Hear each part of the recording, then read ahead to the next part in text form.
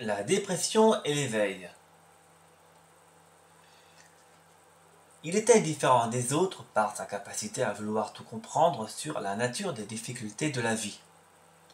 On le croyait très intellectuel, mais il en fut le contraire, car son dynamisme tenait sur l'observation de l'origine de la souffrance. Longtemps, il fut écarté de l'ensemble du collectif humain à cause du personnage plutôt extraterrestre qu'il incarnait. Mais l'on pouvait voir dans ses yeux un nouvel être qui était sur le point de sortir du bocal. Il comprenait que beaucoup tardaient à des activités bancales. Il a fait le choix résolument de l'ouverture de conscience sans faille concernant l'étude de tout le mécanisme de la pensée. C'est évidemment un être solaire, se distinguant de ceux qui veulent contrôler la peur du manque par le besoin et l'utilisation. Il est vraisemblablement devenu un démêleur de la médiocrité. Mais malgré tout, son chemin de vie reste très chaotique à cause d'un martèlement d'esprit amenant à plusieurs dépressions. Aujourd'hui, il n'a plus d'énergie et est littéralement dilapidé. Il ne pense qu'à dormir ou à consommer de l'alcool en guise de calmant. Il a beaucoup maigri et désire en connaître la raison. Comme si toutes ces souffrances amenaient une percée finale pour laisser entrer une lumière invisible ou une réalité transcendante. Qu'il est devenu difficile de vivre auprès de censeurs ou des contradicteurs, mais cette relation peut être étudiée pour le développement de la confiance en soi. Forcément, un contradicteur est un ego déjà bien rigide et séparé de la vraie relation à cause de son univers d'interprétation et du maintien de l'acquis. Il exerce un vampirisme puissant auprès du solaire, du fait de son contrôle. C'est véritablement dans une relation toxique d'exploiteur et d'exploité où le démêleur solaire passe par des souffrances psychologiques. Est-ce aussi une transition ? Avoir du mécontentement sur une société autoritaire promet une évolution de conscience. Ce n'est nullement un mécontentement d'ordre de disparition ou du manque d'accumulation de besoins justifiant une abnégation de soi. C'est un amour-propre, attirant un feu dévorant l'esprit sur le questionnement de la vie. Il existe des gens dans la servitude et qui sont mécontents d'une certaine condition de contentement. Le vrai mécontentement est sujet à l'établissement des questions fondamentales qui sont « Qui suis-je ? Quel est le sens de ma vie ? C'est quoi la vérité ? Qu'est-ce le bonheur créatif ? Pourquoi il existe une continuité à toutes mes pensées ? »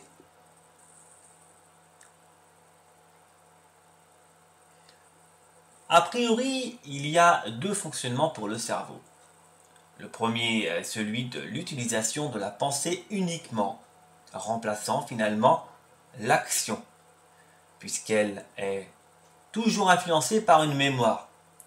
Il n'y a pas de contact direct avec la nature profonde intrinsèque à toute chose, puisqu'il y exerce une contradiction entre l'intérieur et l'extérieur. L'interprétation que l'on fait de notre environnement donne une incroyable séparation entre notre nature originelle et la société d'aujourd'hui, nous interdisant une réelle ouverture de conscience. Lors d'une dépression, c'est justement cet ancien fonctionnement du cerveau qui stoppe pour laisser la place à du nouveau contact vrai, spontané et immédiat. D'ailleurs, la société est devenue immorale, tue l'enfant intérieur, exprimant cette spontanéité et simplicité de cœur par l'opération de traumatismes répétitifs et cultive le culte du sauveur par des médias incluant les super-héros variés, ce qui sacrifie notre confiance en l'invisible ou l'inconnu.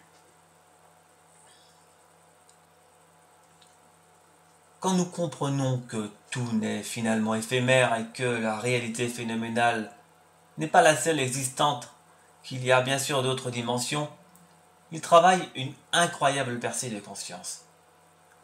Nous devenons avant tout rebelles et nous avons une certaine rancune envers ceux qui adhèrent au monde des apparences. Nous trouvons inutile à la continuité des plaisirs terrestres. Le danger de cette prise de conscience de l'impermanence est de rester dans le conflit en refusant entièrement la troisième dimension. Ainsi, nous faisons l'erreur de chercher absolument tous les moyens pour trouver une solution alternative afin de se procurer un état de conscience, de paix et de béatitude.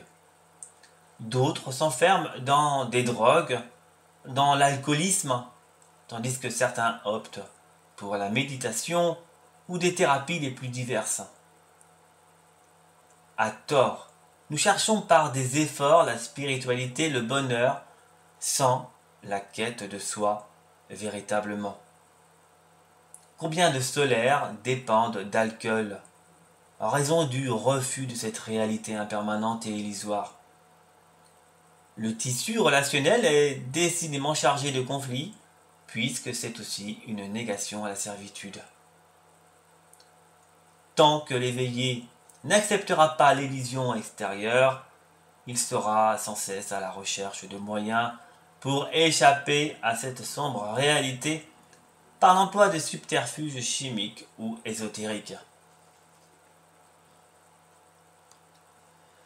C'est pourquoi il y a tant de divorces et de conflits dans le couple.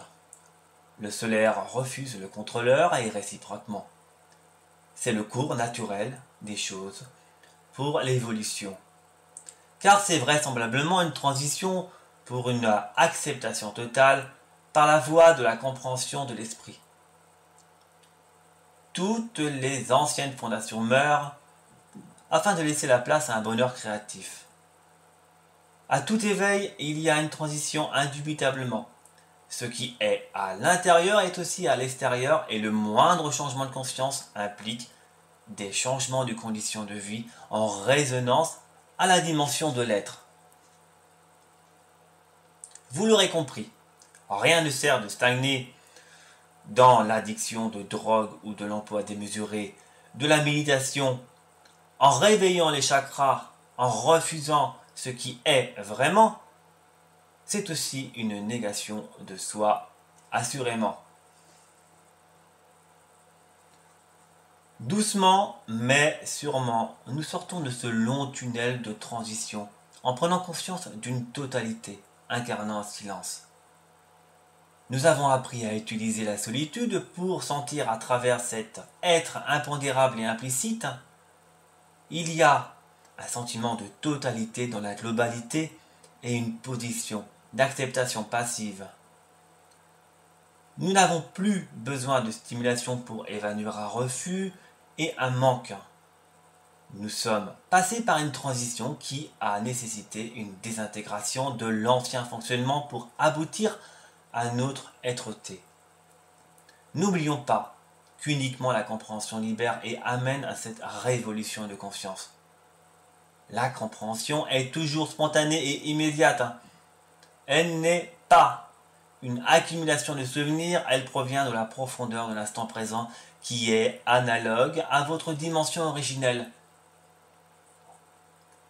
C'est à proprement parler d'une assimilation, puis d'une intégration de l'invisible dans le visible, expliquant la mutation de la conscience. L'inconnu est autant plus vivant qu'ici-bas. Ainsi, nous approchons d'un zéro quantique et absolu où le temps s'efface peu à peu, laissant la place à un sentiment, l'immobilité vraie. Ayez toujours soif de vérité pour éviter les pièges encore plus insidieuses de l'illusion. En effet, elle est aussi infinie, comme l'infini grand et petit. Vous saisissez? La Maya n'existe pas uniquement dans le monde des apparences, mais aussi dans l'invisible, formant vos attaches et vos refus dans votre fort intérieur. Avec le discernement et le développement de l'attention, nous arrivons à démêler le jeu des contraires à cause de la pensée qui est une contradiction à ce qui est vraiment. Derrière tout refus, il y a un espoir à une continuité de plaisir. Et c'est une ombre qui occulte la vérité. Mais il y a aussi du désespoir en raison de la non-continuité. Nous baissons souvent les bras sur le chemin de la vie, car nous désirons tous un bonheur rapide et efficace. L'intégration de l'invisible prend son temps, et son énergie est radicalement opposée à celle de la puissance qui est l'objet de la matière, énergie condensée.